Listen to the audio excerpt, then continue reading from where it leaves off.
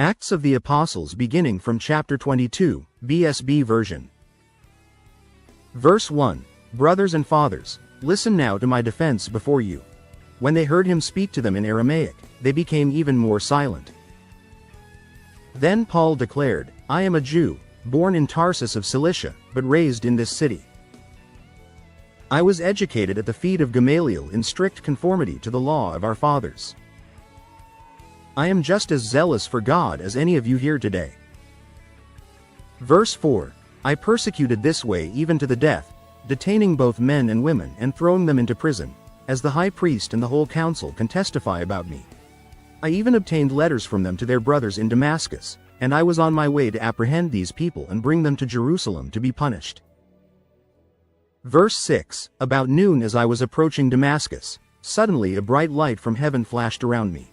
I fell to the ground and heard a voice say to me, Saul, Saul, why do you persecute me? Who are you, Lord? I asked. I am Jesus of Nazareth, whom you are persecuting, he replied. My companions saw the light, but they could not understand the voice of the one speaking to me. Verse 10. Then I asked, What shall I do, Lord? Get up and go into Damascus, he told me. There you will be told all that you have been appointed to do. Because the brilliance of the light had blinded me, my companions led me by the hand into Damascus. Verse 12.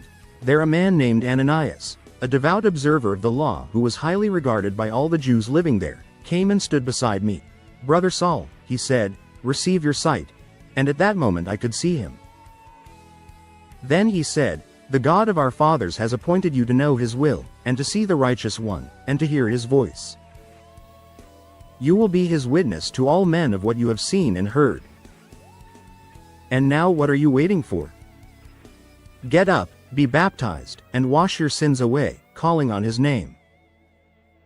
Verse 17. Later, when I had returned to Jerusalem and was praying at the temple, I fell into a trance, and saw the Lord saying to me, Hurry, leave Jerusalem quickly, because the people here will not accept your testimony about me.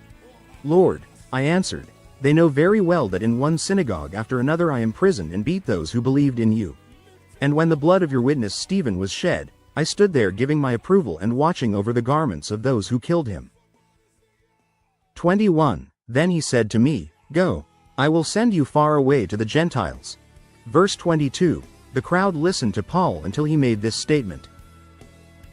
Then they lifted up their voices and shouted, Rid the earth of him. He is not fit to live.